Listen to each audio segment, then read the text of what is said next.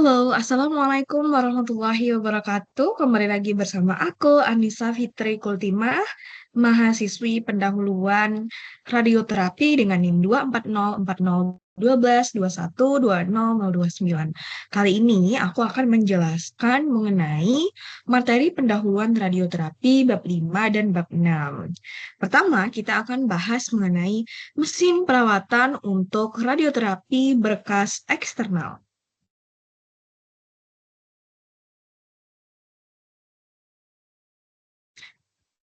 Oke, kita akan bahas mengenai berkas sinar X dan unit sinar X. Jadi, sinar X itu memiliki energi antara 10 kVp dan 50 nV. Sinar X itu diproduksi saat elektron bergerak dengan energi antara 10 kiloelektronvolt dan 50 megaelektronvolt dan diperlambat dalam target logam atau anoda. Energi kinetik sebagian besar akan diubah menjadi panas dan sebagian kecil energi dipancarkan dalam bentuk foton sinar X, di mana terdiri dari sinar X karakteristik dan sinar X Bremsstrahlung. Nah, jadi apa sih sinar X karakteristik itu? Sinar X karakteristik itu dihasilkan dari perpindahan elektron pada kulit terluar mengisi kekosongan kulit bagian dalam. Kekosongan elektron pada kulit ini disebabkan oleh elektron dari luar mengionisasi elektron tersebut sehingga energi sinar X itu tertentu atau diskrit. Energi ini juga bergantung pada bahan target yang digunakan atau pada zat atom. Lalu ada sinar X Bremsstrahlung. Apa sih sinar X Bremsstrahlung itu? Jadi, sinar X Bremsstrahlung ini dihasilkan ketika elektron menuju inti atom yang memiliki energi kinetik kemudian mengalami interaksi gaya Coulomb yang menyebabkan adanya perlambatan sehingga kemungkinan elektron bisa saja belok dari lintasannya sehingga mengalami perlambatan yang menyebabkan elektron kehilangan energi kinetiknya dan energi yang hilang tersebut diubah dalam bentuk foton sinar X Bremsstrahlung. Energi sinar X Bremsstrahlung ini continue berbeda dengan yang tadi, berbeda dengan sinar X karakteristik ini. Energinya bersifat diskrit. Selanjutnya ada yang namanya target sinar X atau anoda. Target atau sasaran sinar X itu dibagi menjadi dua, yakni target tipis dan target tebal. Target tipis memiliki ketebalan yang jauh lebih kecil daripada R, yakni jarak yang dapat ditempuh oleh elektron berenergi tinggi di dalam suatu medium sebelum kehilangan energinya dan berhenti. Lalu, untuk target tipis itu energi dipancarkan sebanding dengan hasil kali energi kinetik dengan nomor atom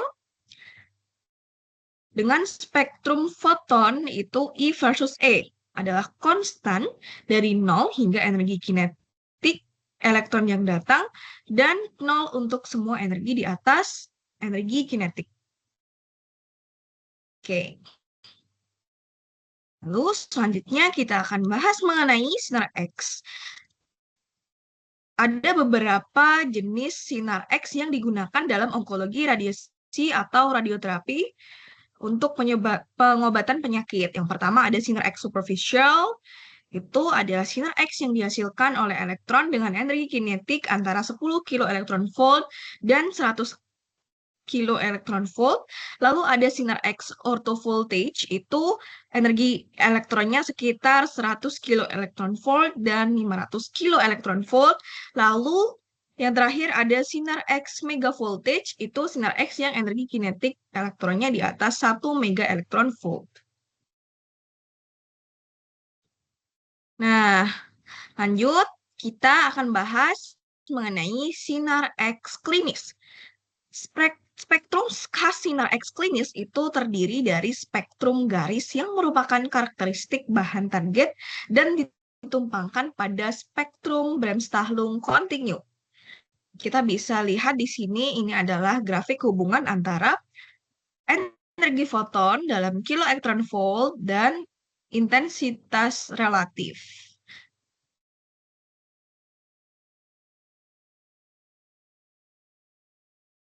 Selanjutnya kita akan bahas mengenai penentu kualitas sinar X. Jadi ada beberapa parameter penentu kualitas sinar X. Itu apa aja? Yang pertama ada spektrum foton, kemudian half value layer atau HVL, dan nominal accelerating potential atau NAP, serta penetrasi berkas ke media setara jaringan. Untuk penjelasannya, bisa teman-teman lihat di sini. Next. Nah, ini adalah rangkaian mesin sinar X untuk radioterapi. Ada yang namanya cathode shield, kemudian filament, tungsten radiation shield, copper, cooling fins, kemudian ini target atau anodanya, ada beryllium window, X-ray beam, X-ray glass window, dan glass envelope. Nah, untuk prosesnya itu bisa teman-teman lihat di sini.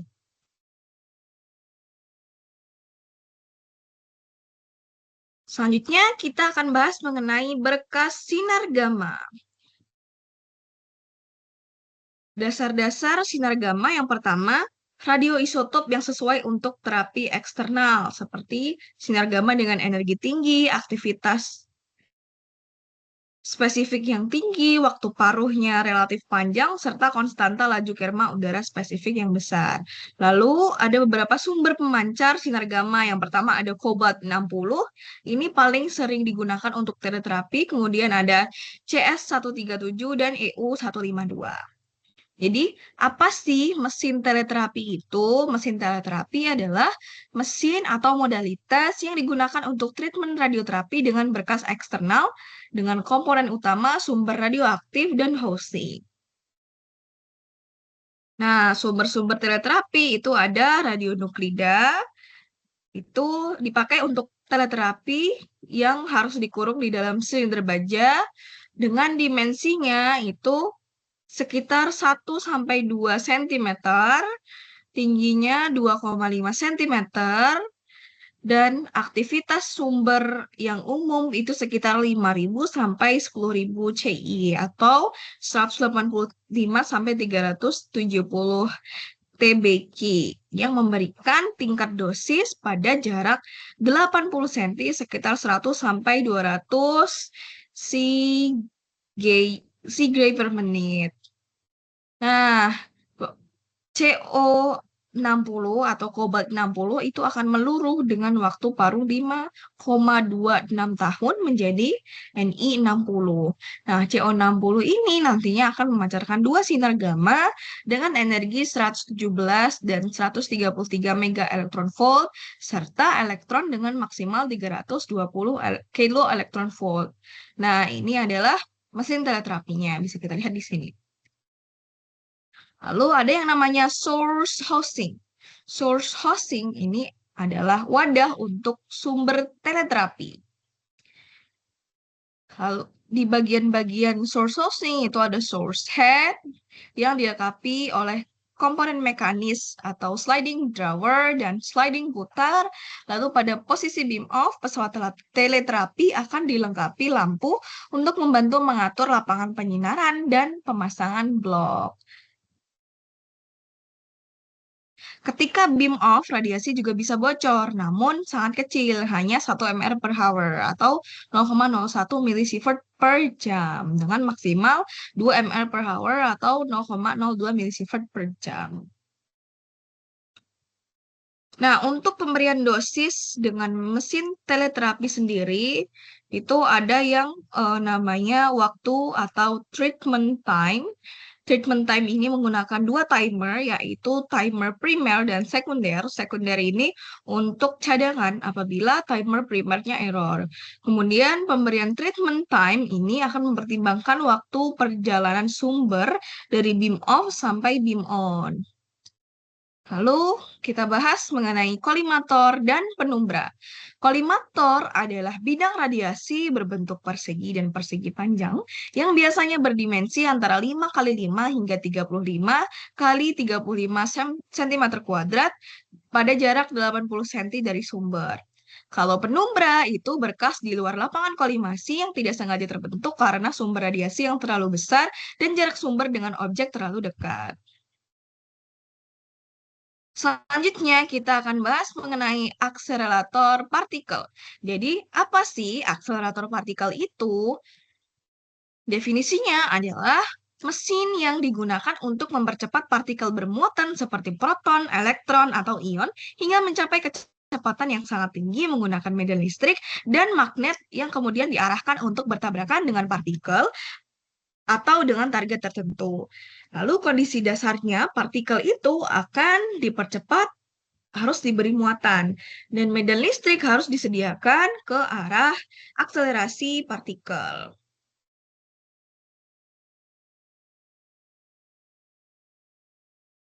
Lalu jenis utamanya itu ada elektrostatic accelerator. Itu contohnya adalah cyclic accelerator. Lalu ada juga eh, jenis yang bermuatan dipercepat akan berulang kali secara melingkar atau spiral menggunakan medan magnet ataupun medan listrik. Contohnya adalah linak.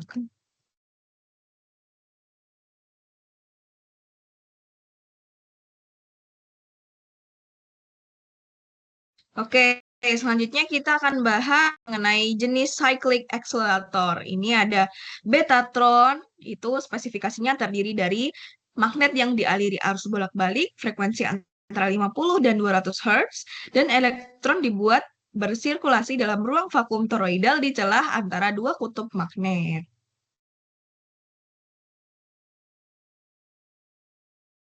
Lalu yang kedua ada Cyclotron, ini cara kerjanya, partikel-partikel akan dipercepat di sepanjang lintasan spiral, kemudian dipandu di dalam dua elektroda dengan radiofrekuensi 10-30 MHz yang berbentuk setengah silinder yang dievakuasi.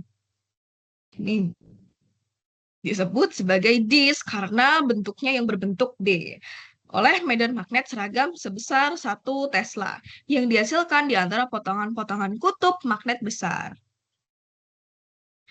Selanjutnya kita akan bahas mengenai LINAC atau Linear Acceleration. Sistem kerja dari LINAC adalah yang pertama mempercepat elektron menjadi energi kinetik dari 4 sampai 25 mega elektron volt. Yang kedua, medan radiofrekuensi atau RF gelombang mikro non konservatif hingga 10 pangkat 3 lalu eh, hingga 10 pangkat 3 MHz sampai 10 pangkat 4 MHz dan mayoritas berjalan pada 2856 MHz. Nah, ini adalah contoh susunan ninaknya. Dalam ninak, elektron ini akan dipercepat mengikuti lintasan lurus di struktur khusus yang dievakuasi yang disebut pandu gelombang percepatan atau accelerating waveguide. Nah, ada generasi linak.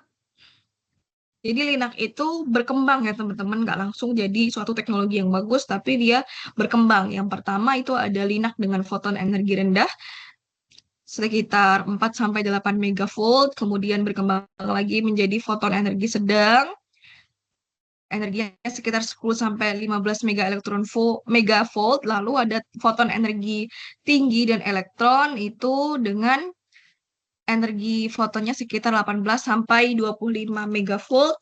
Yang keempat ada foton dan elektron berenergi tinggi.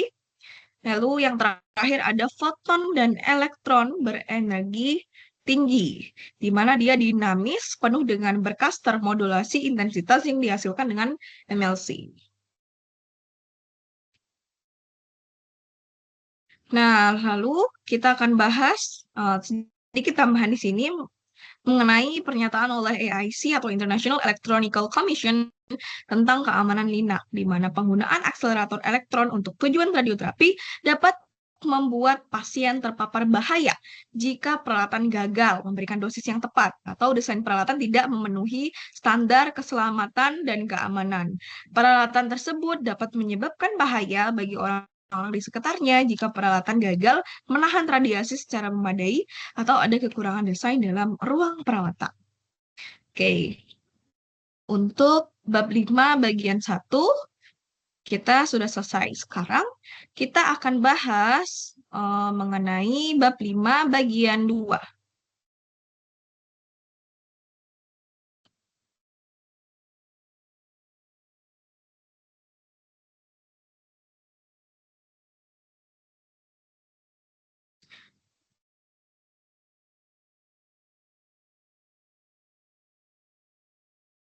Nah, di bab 5 bagian 2, ini kita akan menjelaskan mengenai treatment machine for external beam radiotherapy. Oke, pertama kita akan bahas mengenai sistem generator tenaga radiofrekuensi. Jadi, radiasi gelombang rendah akan digunakan untuk mengakselerasi arah gelombang guna mengakselerasi elektron berdasarkan energi kinetik yang diproduksi oleh sistem generator tenaga RF yang terdiri dari sumber tenaga RF dan modulator berdenyut. Nah, prinsip dari desainnya itu adalah tegangan tinggi hingga 100 kV, lalu arusnya 100 ampere dan durasinya 1 detik. Dibutuhkan oleh sumber tenaga RF, magnetron atau klistron, dan sistem injeksi yakni penembak elektron yang diproduksi oleh modul berdenyut yang dipasang pada kabinet modul. Lalu dari RF bertenaga tinggi itu diperlukan mengakselerasi elektron saat klistron sebagai ampli dari tenaga RF. Selanjutnya kita akan bahas mengenai akselerator arah gelombang. Jadi apa sih akselerator arah gelombang? Akselerator arah Akselerator arah gelombang ini terpengaruh oleh struktur metalik dari gas isian atau penampang persegi panjang atau lingkaran yang digunakan pada gelombang mikro. Ada dua tipe pengaruh gelombang yang digunakan dalam linak, yakni elektron yang dipercepat dengan akselerator pemandu gelombang yang digunakan untuk transfer energi dari medan RF tenaga tinggi, lalu ada gelombang yang lebih sederhana, itu digunakan untuk yang seragam dan berbentuk silinder dengan menambahkan isian dari cagram dengan lubang pada bagian tengahnya yang diletakkan dengan jarak yang sama dengan tabung. Lalu yang ketiga ada transmisi tenaga gelombang rendah. Tenaga gelombang mikro itu diproduksi dengan generator RF yang dibawa oleh akselerasi pemandu gelombang melalui pemandu gelombang pita es persegi panjang seragam yang dievakuasi atau diberi tekanan dengan gas dielektrik yakni freon atau sulfur heksafluorida hingga 2 kali tekanan atmosfer. Jadi ini adalah contoh pemandu gelombang diam yang mengakselerasi linak 6 megavolt. Oke, selanjutnya kita akan bahas mengenai sistem tambahan dari linak. Itu terdiri dari 4 sistem, yakni sistem pompa vakum yang memproduksi tekanan vakum sebesar 10⁻⁻⁶ torr. Lalu ada sistem pendingin air, ini untuk mendinginkan akselerasi pemandu, kemudian sirkulator dan generator RF. Lalu ada sistem tekanan udara yang digunakan untuk gerakan pneumatik dari target dan komponen pembentuk balok lainnya. Lalu yang terakhir ada pelindung anti kebocoran radiasi. Nah, selanjutnya kita akan bahas mengenai transport sinar elektron. Pada linak energi rendah itu memiliki target tertanam dalam pandu gelombang yang tidak diperlukan pengangkutan sinar X antara pandu gelombang akselerasi dan target magnet pembelok yang digunakan pada linak dengan tegangan 6 mega elektron volt. Ada 3 sistem pembelokan elektron yang telah dikembangkan. Yang pertama ada pembengkokan 90 derajat, kemudian pembengkokan 270 derajat atau akromatik, kemudian pembengkokan 112,5 derajat. Pada linak energi menengah, yakni 10 megavolt dan energi tinggi di atas 15 megavolt, sistem transport linear sinar elektron itu digunakan untuk transport sinar elektron dari gelombang pandu ke target sinar X atau pada celah keluar pada linak. Lalu ada kepala terapi linak. Kepala linak itu berisi beberapa komponen yang mempengaruhi produksi, pembentukan, pelokalan, dan pemantauan foton klinis berkas elektron.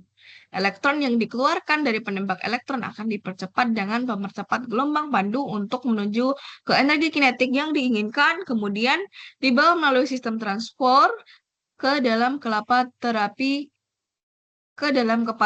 linak, di mana foton klinis dan berkas elektron akan diproduksi. Nah, ini untuk mekanismenya. Selanjutnya, kita akan bahas mengenai bagaimana sih sinar foton klinis linak itu dapat diproduksi. Nah, sinar foton klinis itu memancar dari linak medis yang memproduksi target sinar X dan dilakukan penyaringan untuk perataan linak energi tinggi dapat digerakkan. Pada elektron energi energi di bawah 15 mega elektron volt, target optimal memiliki nomor atom yang tinggi. Selama energi elektron itu di atas 15 mega elektron volt, maka target optimal itu akan memiliki nomor atom yang rendah. Selanjutnya ada kolimasi berkas. Apa sih kolimasi berkas itu? Kolimasi berkas adalah proses membentuk dan membatasi ukuran serta bentuk berkas radiasi pada mesin linak. Tujuannya untuk mengarahkan radiasi secara tepat ke tumor sehingga meminimalisir dosis radiasi pada jaringan sehat lainnya. Komponen utamanya ada kolimator primer dan sekunder, kemudian ada MLC atau multi-leaf kolimator. Selanjutnya, kita akan bahas mengenai produksi sinar elektron klinis di dalam linak. Linak itu tidak hanya menghasilkan sinar X foton untuk terapi radiasi, tetapi juga menghasilkan berkas elektron yang memiliki energi 6 hingga 30 megaelectronvolt. Proses produksinya itu secara garis besar ada pengalihan berkas, penyesuaian arus, kemudian keluar dari sistem. Ada dua cara utama mengubah berkas elektron yang sempit menjadi berkas yang lebih luas. Itu yang pertama ada hamburan dan pemindaian. Kemudian kita akan bahas mengenai sistem pemantauan dosis, di mana sistem ini sangat penting untuk memastikan keamanan dan akurasi dalam memberikan terapi radiasi. Nah, komponen utama dari sistem ini yang pertama ada ruang ionisasi, kemudian elektrometer, dan terakhir sistem kontrol. Cara kerjanya itu mulai dari pengukuran dosis, konversi sinyal, pengolahan sinyal, hingga pengendalian sinyal. Lalu, radioterapi dengan proton, neutron, dan ion berat. Jadi, radioterapi itu umumnya menggunakan sinar X ataupun elektron. Namun, ada beberapa yang menggunakan partikel yang lebih berat seperti neutron, proton, dan ion berat untuk terapi radiasi. Keuntungannya itu neutron, proton, dan ion berat. Kemudian, kendalanya adalah biaya dan ketersediaan. Selanjutnya, kita akan bahas mengenai perlindungan atau shielding. Jadi, ruang perawatan radioterapi itu harus dirancang dengan hati-hati untuk melindungi seluruh staf medis, pasien, dan masyarakat umum. Poin-poin pentingnya, jenis bahan pelindung itu yang pertama ada X-ray energi rendah, X-ray energi tinggi. Kemudian faktor yang mempengaruhi ketebalan dinding itu ada energi radiasi, energi bahan pelindung. Lalu ada juga peran fisikawan medis yang sangat penting untuk mengatur dosis dan mengatur kondisi alat. Lalu ada pelaksanaan harus sesuai dengan peraturan yang ada. Oke, ini adalah perbandingan dari fitur teleterapi kobalt 60 dengan Nina. Perbedaannya adalah dari segi fleksibilitas, teleterapi kobalt itu rendah, sedangkan Nina tinggi. Kemudian biaya investasinya, kobalt itu rendah, kemudian Nina itu tinggi. Kemudian dari segi perawatan, kobalt itu mudah dan Nina itu kompleks. Lalu untuk profil dosisnya, kobalt itu kurang presisi dan Nina itu sangat presisi. Nah, bisa kita lihat di sini teman-teman, ini adalah mesin teleterapi kobalt 60 atau Teratron Equinox. Nih. Linak energi foton ganda modern itu diproduksi oleh varian gantri dan perakitan penyangga pasien yang ditampilkan dengan jelas. Yang ini portal imager ditarik, kalau yang ini portal imager itu diaktifkan. Lanjut, alasan perkembangan dan ketersediaan teknologi multimodalitas pada sebagian besar mesin modern. Mesin Linux modern itu memiliki keunggulan teknologi seperti logika komputer, mikroprosesor, dan fitur canggih. Misalnya kolimasi, multi-leaf, dan terapi dinamis yang membuatnya jauh lebih unggul dibandingkan dengan mesin Cobalt 60. Namun, mesin Cobalt 60 itu tetap penting dalam radioterapi karena biayanya lebih rendah dan sederhana, serta operasionalnya mudah. Selanjutnya kita akan bahas mengenai simulator dan simulator CT ya. Ada langkah-langkah utama dalam pelokalan target dan desain bidang perawatan dari CT. Itu yang pertama ada pengumpulan data pasien, pelokalan target, kemudian definisi dan penandaan sistem koordinat pasien, desain bidang perawatan, lalu transfer data ke sistem perencanaan perawatan atau TPS, serta produksi gambar untuk verifikasi perawatan. Meskipun simulator konvensional dapat melakukan tugas-tugas simulator computed tomography, itu lebih unggul karena menyediakan cara yang lebih andal, praktis, dan memberikan informasi tambahan seperti kontur dan kepadatan elektron. Selanjutnya pada kali ini kita akan bahas mengenai simulator radioterapi. Simulator radioterapi itu menggunakan tabung sinar X diagnostik pada gantri yang berputar untuk meniru geometri mesin terapi mega voltage seperti unit terapi Cobalt 60 dan Linac isosentrik. Bisa dilihat, ini adalah penempatan pasien pada Linac. Selanjutnya kita akan bahas mengenai computed tomography simulator. Jadi di CT scan atau computed tomography simulator ini bagian-bagiannya ada meja rata. Ini posisi pasien nanti yang akan di-scan itu ditempatkan di sini. Kemudian ada isocenter tumor ke permukaan pasien, yakni laser gantri dan sistem laser dinding dengan laser lateral tetap. Simulator virtual di mana paket perangkat lunak ini untuk mendefinisikan isosenter perawatan. Kemudian ada yang namanya digital radiographs, yakni ekuivalen digital dari film X-ray simulasi planar yang memberikan radiograf terkomputasi dari data CT pasien nyata. Kemudian ada digitally composited radiographs atau DCR, ini untuk memperbaiki visualisasi penanda tulang dan jaringan lunak yang memberikan bobot berbeda pada angka CT. Lalu kita akan bahas mengenai training requirement. Penggunaan peralatan radioterapi itu memerlukan pelatihan untuk meminimalkan resiko. Jadi laporan menurut IAEA dan APM itu menyoroti pentingnya keselamatan dalam penggunaan akselerator medis. Oke, untuk bab 5 kita sudah selesai. Selanjutnya kita akan bahas mengenai bab 6.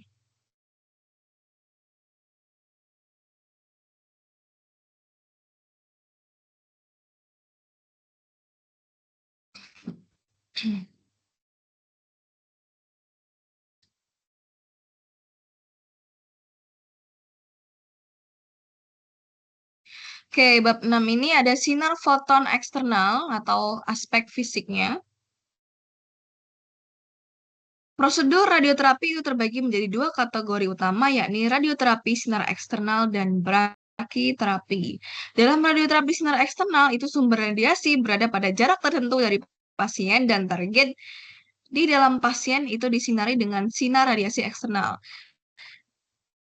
Berbeda dengan brachyterapi, itu sumber radiasi ditempatkan langsung ke dalam volume target atau brachyterapi intrakavitas atau interstisial atau pada target.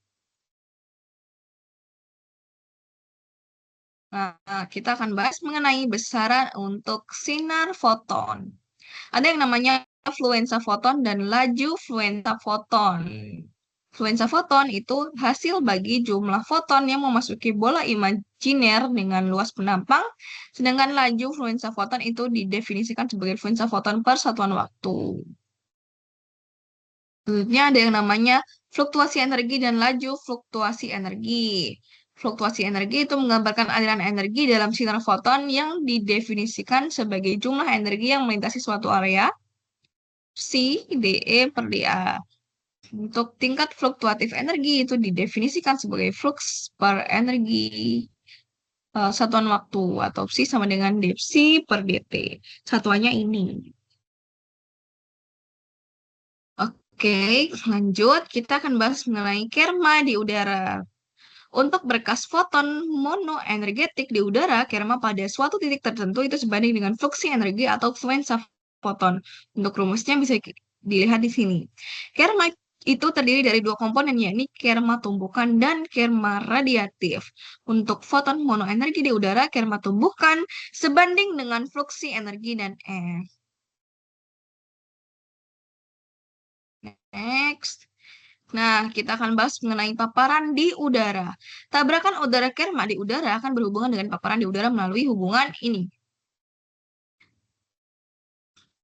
di mana W air per A ini adalah energi rata-rata yang diperlukan untuk menghasilkan pasangan ion di udara kering sekitar 33,97 elektron volt per pasangan ion. Ini adalah contoh soalnya. Selanjutnya kita akan bahas mengenai dosis terhadap massa kecil medium di udara atau dosis ruang bebas. Ini digunakan untuk mengkarakterisasi keluaran unit radiasi dan untuk mendapatkan dosis referensi dosimetrik yang melibatkan jaringan udara atau TAR dan faktor hamburan puncak. Tahapannya adalah ini, mulai dari XP, K air, K delta M di udara, kemudian K medis di air. Nah, selanjutnya kita akan bahas mengenai sumber sinar foton. Sumber sinar foton itu bersifat isotropik ataupun non-isotropik dan memancarkan berkas foton monoenergi atau heterogen. Sumber foton yang paling umum digunakan adalah mesin sinar X, lalu teleterapi, dan juga linak. Nah, ini ada kurva hubungan antara dP per dHV lalu HV-nya. Luas di bawah kurva ini menunjukkan jumlah total foton di mana P sama dengan dP per dHV. Lanjut, kita akan bahas mengenai sumber sinar foton ini bagian selanjutnya.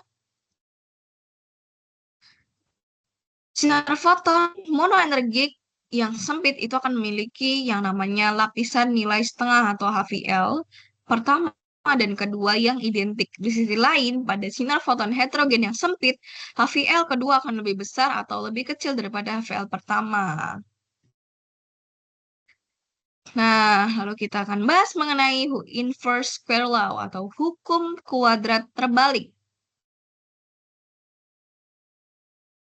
Jadi di hukum kuadrat terbalik, ya ini bisa kita lihat rumusnya. Besaran-besarannya itu ada paparan, kerma udara, dan dosis. Selanjutnya, kita akan bahas mengenai penetrasi berkas foton ke dalam pasien.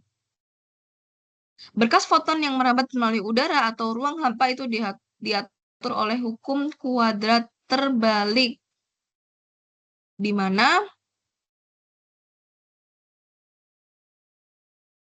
berkas foton yang merambat melalui phantom atau pasien itu dipengaruhi tidak hanya oleh hukum kuadrat terbalik, tetapi juga oleh atenuasi dan hamburan.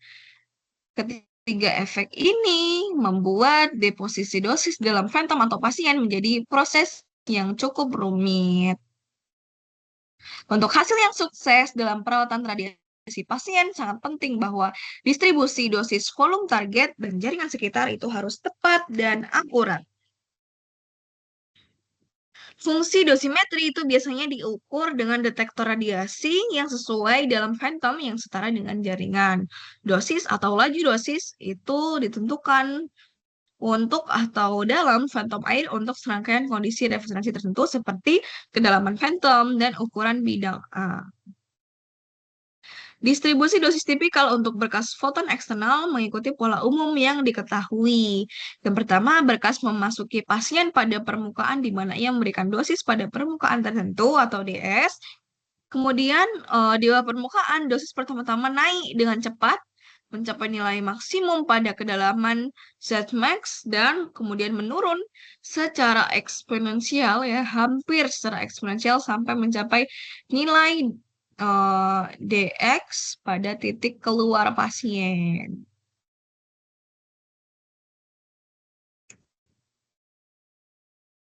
Oke, selanjutnya ada kontributor terhadap dosis permukaan DS. Foton yang terhambur dari kolimator, filter perata, dan udara.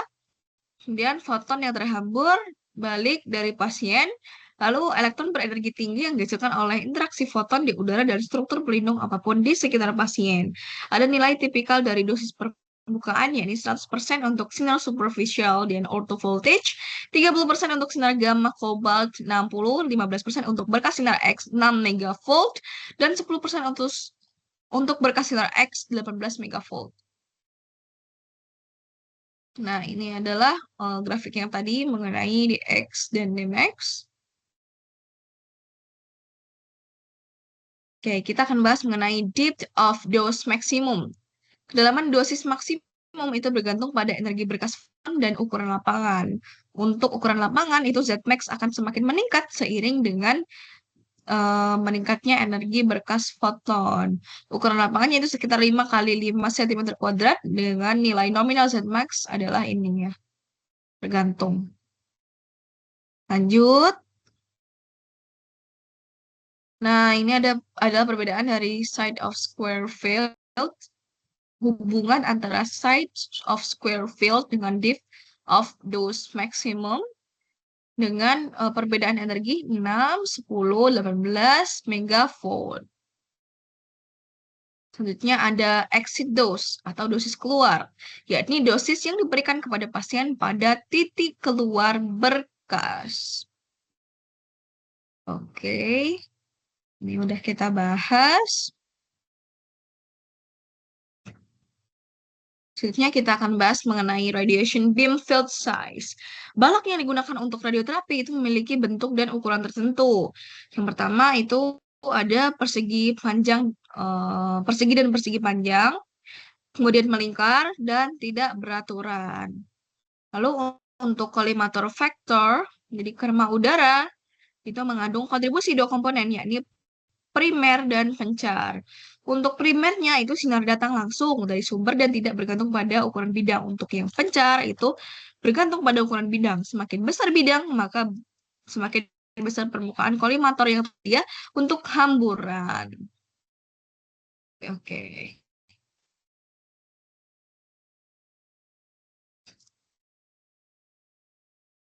Nah, ini adalah rumus dari RDF yang berisi dua komponen, yakni hambatan dari kolimator dan hamburan dari Phantom. Kemudian ini adalah grafik hubungan RDF, CF, dan kobalt 60. Ya, perbedaannya.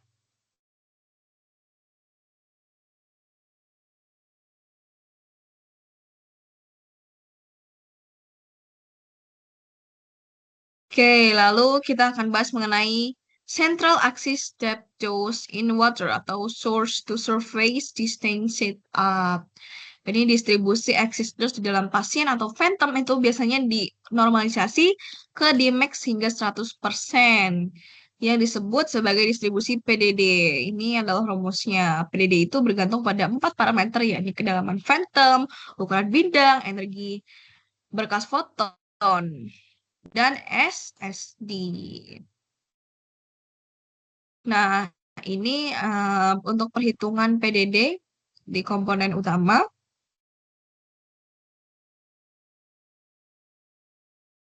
Nah, lalu kita akan bahas mengenai scatter function. Scatter function dalam perhitungan dosis radiasi seringkali diinginkan untuk memisahkan penyebaran komponen dari total dosis K, di mana scatter komponen Fk sama dengan total dosisnya dikurangi dosis primernya. Untuk fungsi scatter itu bisa didefinisikan sebagai berikut yang memberikan dosis sebesar di titik Q per 100 CGY dosis primer, kemudian di titik P dengan catatan PSF 0 dan PDD Z0F heavy adalah PDD primer yang dihitung dengan persamaan 63.5. Oke. Selanjutnya ada scatter function. Mirip dengan PDD, fungsi scatter S ini bergantung pada 4 parameter, yakni kedalaman, ukuran SSD, serta energi berkas. Oke, untuk bab 6 bagian 1 sudah selesai. Selanjutnya kita akan bahas mengenai bab 6 bagian 2.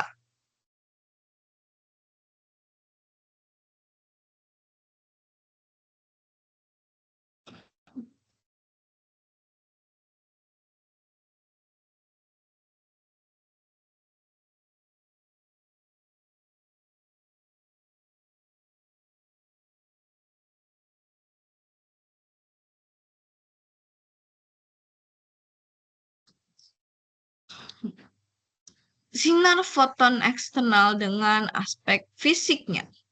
Yang pertama kita akan bahas mengenai dosis kedalaman sumbu pusat di dalam air, yakni untuk pengaturan jarak sumber ke sumbu.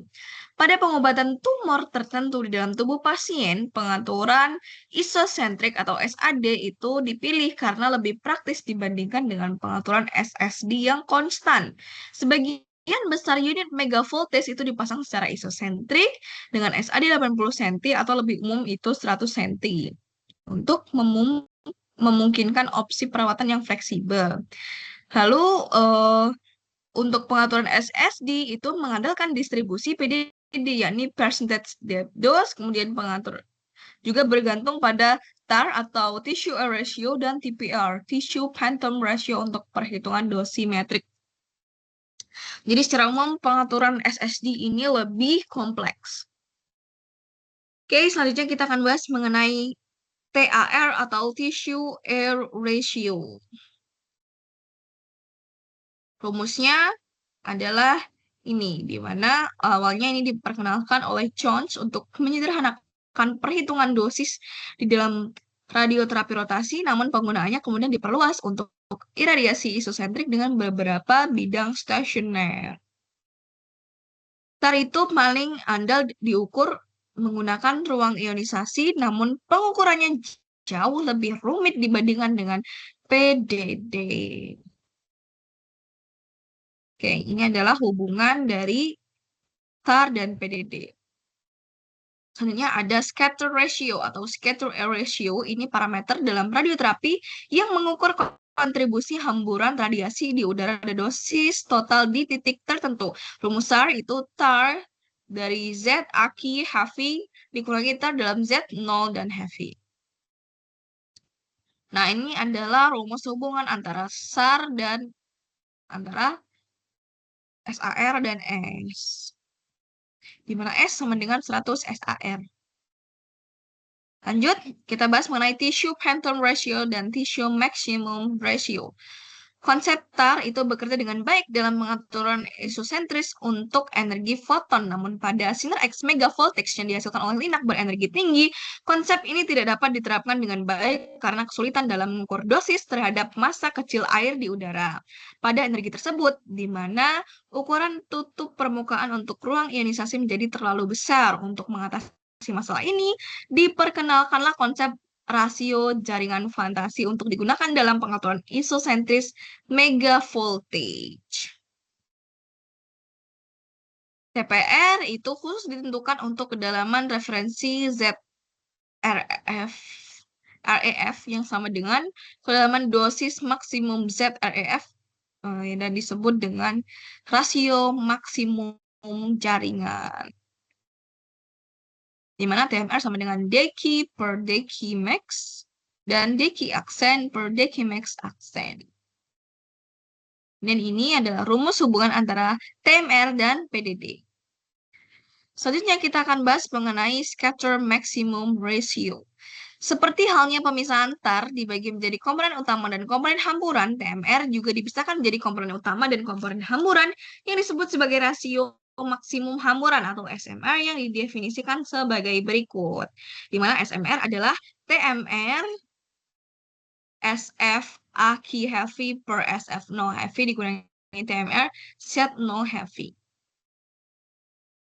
Selanjutnya ada ratio of axis dan beam profiles, perbandingan luar sumbu atau off axis ratio hingga OAR. OAR itu perbandingan antara dosis pada titik tertentu di luar sumbu pusat berkas terhadap dosis pada sumbu pusat berkas pada kedalaman yang sama. Ini memungkinkan perhitungan distribusi dosis yang lebih akurat di seluruh medan radiasi. Nah, lalu selanjutnya ada profil berkas sinar X megavolt yang memiliki 3 area utama, yakni pusat atau center, kemudian penumbra, dan umbra. Untuk pusat itu bagian tengah profil, hingga sekitar 1 sampai 1,5 cm dari tepi medan geometris. Lalu ada penumbra, itu area di sekitar tepi medan. Lalu umbra itu area di luar medan yang jauh dari tepi medan dengan dosis rendah. Oke, selanjutnya kita akan bahas mengenai beam flatness dan beam symmetry. Beam flatness itu parameter yang digunakan untuk mengukur tingkat keseragaman dosis di antara pusat medan radiasi. Fungsinya atau rumusnya dapat dituliskan sebagai berikut, di mana F sama dengan 100 dikali Dmax per Dmax plus Dmin. Kemudian ada beam symmetry. Ini menilai keseimbangan dosis di kedua sisi sumbu pusat berkas dan biasanya diukur pada kedalaman Zmax yang merupakan kedalaman paling sensitif untuk penilaian. Rumusnya adalah S sama dengan 100 dikali area left min area right, kemudian per area left plus area right. Selanjutnya kita akan bahas mengenai distribusi isodos dalam phantom air. Karakteristik dari berkas radiasi itu diukur dalam phantom dengan kondisi standar seperti kepadatan phantom homogen, permukaan phantom datar, kemudian radiasi tegak lurus pada phantom. Distribusi isodos untuk satu berkas tunggal biasanya ditampilkan dalam bentuk kurva atau permukaan isodosis yang menunjukkan titik-titik dengan tingkat dosis yang sama dalam suatu volume. Selanjutnya kita akan bahas mengenai kurva dan permukaan isodos. Kurva isodosis itu kurva yang menunjukkan di mana dosis itu sama pada titik-titik tertentu. Ada dua metode normalisasi yang digunakan, ada SSD dan SAD. SSD itu source to surface distance, di mana nilai isodos dinormalkan hingga 100 di titik pusat pada sumbu pusat berkas. Kemudian ada source to axis distance atau SAD, di mana nilai isodos itu dinormalkan hingga 100 di isocenter. Ini titik yang berada di tengah jarak dari sumber lokasi target. Lalu ada parameter-parameter yang mempengaruhi distribusi isodos, yakni kualitas sinar, ukuran sumber, kolimasi berkas, ukuran lapangan, jarak SSD, dan jarak sumber dan kolimator. Lalu untuk pengukuran distribusi isodos itu dapat diukur menggunakan kamar ionisasi, detektor solid state, film radiografi standar, dan film radiokromik. Selanjutnya, pengukuran distribusi isodos. Sinar foton tunggal itu biasanya digunakan untuk tumor permukaan, di mana distribusi dosis di dalam tumor itu homogen dengan variasi antara 7% hingga min 5% dari dosis yang diresepkan. Selanjutnya ada distribusi isodos dalam satu berkas pada pasien. Itu ditentukan dengan dua pendekatan utama, yakni algoritma berbasis koreksi yang menggunakan data dosis kedalaman dari phantom air untuk dikoreksi. Lalu ada algoritma berbasis model, yakni menggunakan prinsip dasar untuk memodelkan distribusi dosis langsung berdasarkan karakteristik fisik dan geometri pasien. Selanjutnya ada koreksi untuk kontur tidak rata dan sudut datang sinar yang miring. Ketika radiasi mengenai permukaan pasien yang tidak rata atau miring, distribusi isodos yang dihasilkan itu berbeda dari standar. Untuk mengatasi hal ini ada dua pendekatan, yakni koreksi melalui perhitungan, lalu ada penggunaan peralatan tambahan seperti wedge, bolus, maupun kompensator.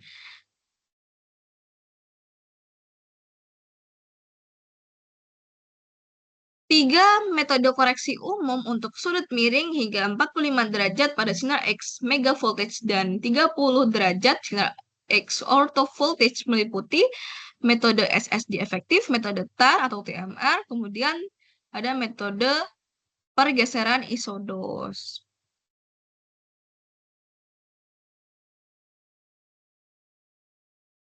Oke. Ini untuk penjelasan masing-masing metode tadi, SSD efektif, rasio jaringan udara, rasio jaringan maksimum, lalu metode pergeseran isodos. Selanjutnya kita akan bahas mengenai kompensasi jaringan yang hilang. Nah, kompensasi jaringan yang hilang itu menggunakan wedge. Ada dua jenis wedge, yakni wedge fisik, wedge dinamis. Wedge fisik itu terbuat dari timbal, kuningan, atau baja.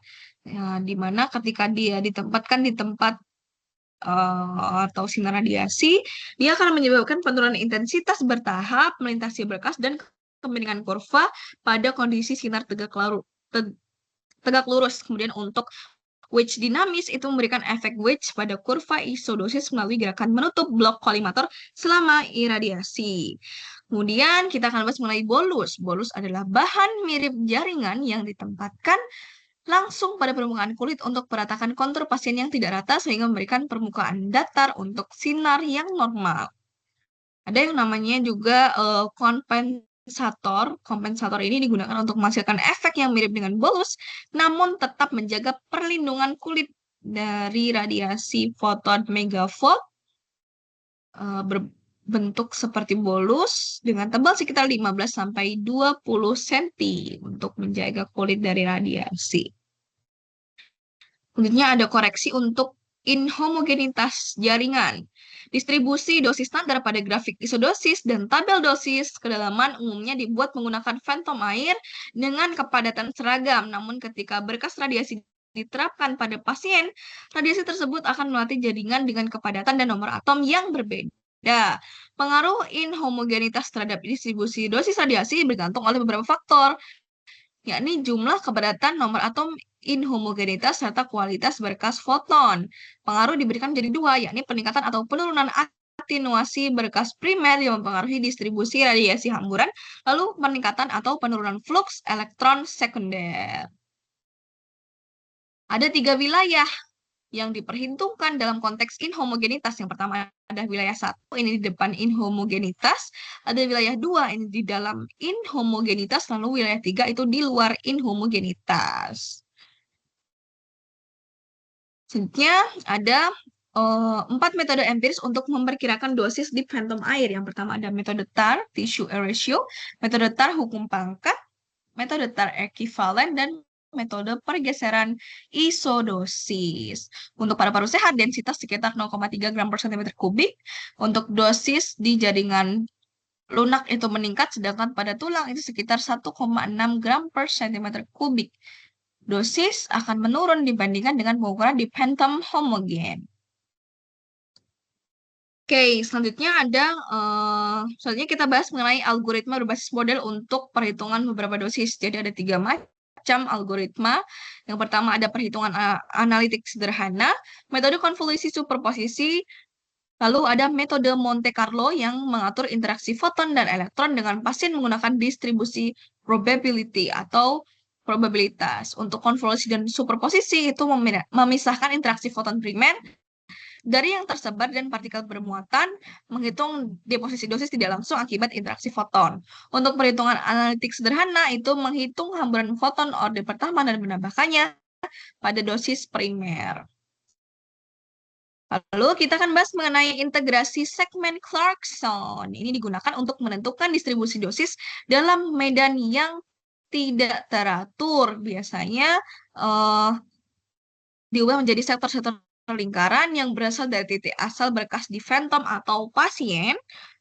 Rumus perhitungan fungsi dosisnya sebagai berikut, di mana F sama dengan 1/N, di mana sigma I sama dengan 1 hingga N. Lalu selanjutnya kita akan bahas mengenai pengukuran dosis relatif dengan ruang ionisasi. Ruang ionisasi itu digunakan untuk kalibrasi berkas foton dan elektron serta mengukur berbagai parameter dosis seperti CF, RDF, dan PDD. Yang dipengaruhi oleh faktor koreksi seperti polaritas ruang ionisasi dan rekombinasi ionik. Setiap jenis pengukuran itu memerlukan ionisasi yang sesuai. Ada yang pertama ruang ionisasi silindris besar sekitar 0,6 cm kubik, ini mengukur dosis dan laju dosis pada titik berkas foton megavoltage hingga di atas 10 megavoltage. Lalu ada ruang ionisasi kecil, ini 0,1 cm kubik untuk mengukur distribusi dosis relatif seperti PDD pada berkas foton dan elektron. Yang terakhir ada ruang ionisasi pelat paralel untuk mengukur dosis permukaan dalam daerah build-up. Oke, selanjutnya kita akan bahas mengenai rasio daya henti air. Ini ada beberapa faktor yang mempengaruhinya. Yang pertama ada berkas foton dan berkas elektron. Untuk rasio daya henti air terhadap udara hampir tidak bergantung pada kedalaman di atas Zmax, dan sinyal yang dikoreksi dapat dianggap sebagai dosis relatif terhadap air. Untuk berkas elektron ini bervariasi signifikan berdasarkan kedalaman sehingga memerlukan koreksi pada kurva ionisasi saat menentukan dosis relatif. Selanjutnya ada pengiriman dosis dengan sinar eksternal tunggal.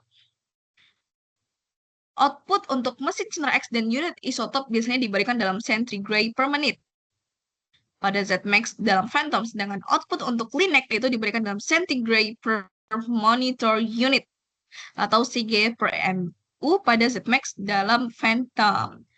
Nah, rumusnya adalah ini dP sama dengan 1 centigrade per MU untuk Linux. Ini adalah rumus jumlah unit monitor yang diperlukan untuk memberikan dosis tumor TD menggunakan bidang SSD tunggal dengan bidang A. Lalu untuk pengaturan SAD ya, jumlah unit monitor untuk menghasilkan dosis tumor TD pada titik Q itu menggunakan berkas isosentrik tunggal dengan ukuran lapangan aki dapat dihitung dengan rumus ini, di mana MV sama dengan TD per DP, aksen dikali RDF dikali TPL. Ini adalah contoh perhitungan dosis, bisa teman-teman baca. Selanjutnya, nah ini jawabannya dengan rumus yang awal yang udah aku jelaskan tadi. Oke, selanjutnya kita akan bahas mengenai waktu koreksi Rana. Ini didefinisikan sebagai waktu yang harus ditambahkan atau dikurangi dari waktu perawatan yang dihitung TC untuk memberikan dosis yang ditentukan secara akurat kepada pasien. Di mana DI atau jadi ada dua dosis, DI dan DN. DI ini diukur dengan waktu pencahayaan T yang relatif lama, sekitar 5 menit. Untuk DN itu diukur secara kumulatif dengan N segmen dosis, masing-masing memiliki waktu paparan T per N. Oke. Sekian dari saya untuk pembahasan mengenai bab 5 hingga bab 6. Apabila ada kesalahan, saya mohon maaf. Terima kasih. Wassalamualaikum warahmatullahi wabarakatuh.